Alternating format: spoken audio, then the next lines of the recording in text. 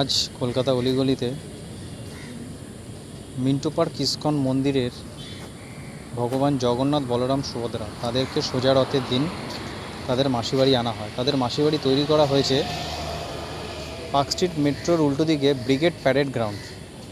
সেই brigade parade গ্রাউন্ডের ওখানে তৈরি করা হয়েছে। এখানে 7 দিন রাখা হবে। 7 দিন পর আবার উল্টো রথের দিন তাদের মিন্টো পার্ক ইস্কন মন্দিরের ওখানে নিয়ে যাওয়া হবে। তো আপনারা আসুন, এই মন্দিরে দেখুন 7 দিন তাদের মাসিবাড়িতে তারা রাখা আছে। এখানে পূজা অর্চনা সবই হচ্ছে।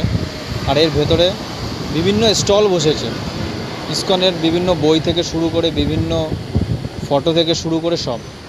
তো চলো আমি এই ভেতরে যাব এবং তোমাদের দেখাবো কি আছে না আছে এবং কটার সময় মন্দিরের ভেতরে মাসিবাড়ির গেট খোলা থাকে, স্টল কখন খোলা থাকে সবই দেখাবো। চলো।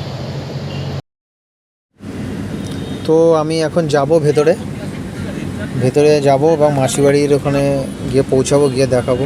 তো এই গেট থেকে ভেতরে ঢোকার শুরুতেই গেটের বাঁ হাতেই আমি বোর্ড দেখাবো, একটি বোর্ড। সেই বোর্ডে টাইম টেবিল লেখা আছে 4টে থেকে 9টা,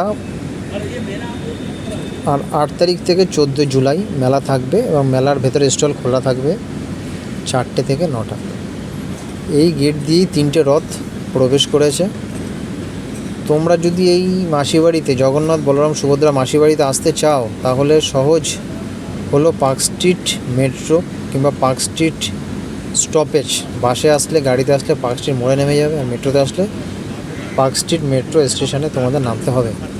নেমে ফোর্ট উইলিয়ামের দিকে মুখ করে 2 মিনিট হেঁটে গেলেই বাঁ হাতেই গেট পাবে, তার মাসিবাড়ির গেট। তো গেট থেকে ভেতরে ঢুকে গেলেই ব্যাস। এর ভেতরে কিন্তু কোনো প্রাইভেট কার বলুন, 4 চাকা বলুন, পার্কিং অ্যালাউড নয়। সব বাইরে পার্কিং করতে হবে। শুধু পার্কিং করার অ্যালাউড আছে একমাত্র 3 জনার, সেটা হলো ভগবান জগন্নাথ বলরাম সুভদ্রা তাদের রথই একমাত্র এখানে পার্কিং করতে পারবে। আর এখানে প্রশাসনের ভালো ব্যবস্থা, ফায়ার ব্রিগেড থেকে শুরু করে পুলিশের গাড়ি একদম তারা খুব দেখভাল করছে। এই হলো 3টে রথ জগন্নাথ বলরাম সুভদ্রা তাদের।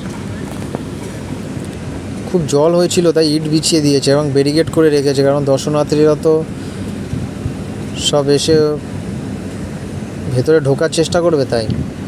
তো আমরা এখন এই ভেতর থেকে পাটাতনের উপর থেকে এগিয়ে যাব। আমাদের ডান হাতে মে আই হেল্প ইউ মতো একটু আছে, কাউন্টার দিয়েছে, মানে পুলিশ এবং পুলিশরা ভক্তদের কি সাহায্য করবে না করবে তার জন্য। আর দূরে মন্দির, ওখানেই আছে তোমাদের।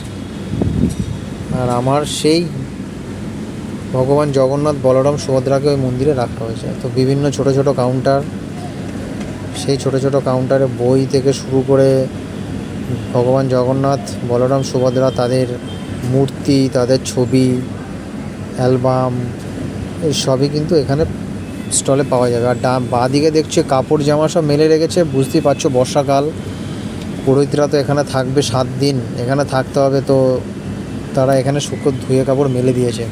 যেহেতু এখন দুপুরবেলা, আমি দুপুরবেলা এসেছি, আমি রাতের বেলা আসতে পারিনি। দুপুরবেলা ব্লগটা করছি কারণ দুপুরবেলা একটু ফাঁকা পাবো সেই বুঝে এসেছি। রাতের বেলা এত ভিড়, তো সেই অনুযায়ী আমি তো সুযোগ পাইনি। বিভিন্ন ভক্তরা এখানে আসছে। এখানে খাওয়া দাওয়ারও ব্যবস্থা আছে, সে ব্যাপারটা আমি বলছি। খাওয়া দাওয়া মিন্স তোমরা ভাবতে পারো ওদের যে ভোগের ব্যবস্থাটা আছে এখানে, রথের ভোগের ব্যবস্থা, সেইটা আমি পরে বলছি ডিটেলসে। তো মন্দিরের সামনে আমি চলে এসেছি। চারিদিকে জুতো ছিটিয়ে রেখেছে, কিন্তু জুতো রাখার জন্য ডান দিকে একটা আলাদা কাউন্টার আছে, ওখানে সবাই জুতো রাখে। তো দেখতেই পাচ্ছ যারা ভক্ত তারা গলায় মালা জপার ওটা নিয়ে আসছে, ভেতরে আছে।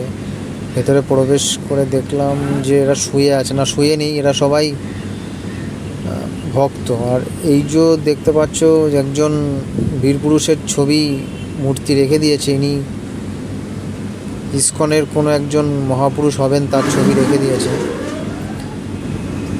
আর বেশ ভক্তরা সব বসে আছে, শুয়ে প্রণাম করছে, কেউ বসে প্রণাম করছে। মন্দিরের সামনে আমার ভক্তদের বলবো তারা যেন খুব ভালো করে ঠাকুর দেখে। এই যে চলে এসেছি আমরা ভগবান জগন্নাথ বলরাম সুভদ্রার কাছে।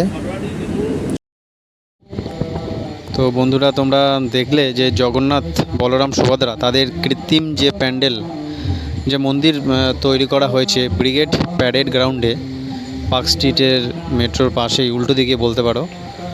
তো এখানে তোমাদের দেখালাম মন্দির। তো এখানে মন্দিরে আরেকটা বিষয় হলো, এখানে খাবারেরও ব্যবস্থা আছে। তোমার 100 টাকা দিয়ে কুপন কাটতে হবে, সেই কুপন 5 দিন খেতে পারবে। 100 টাকার কুপনের 5 দিন ভ্যালিডিটি, প্রত্যেক দিন খাবে। আর এক একটা করে ওখানে মার্ক করা আছে, মার্ক কেটে দেবে। তো এখানে এসে ওটাও খেতে পারো।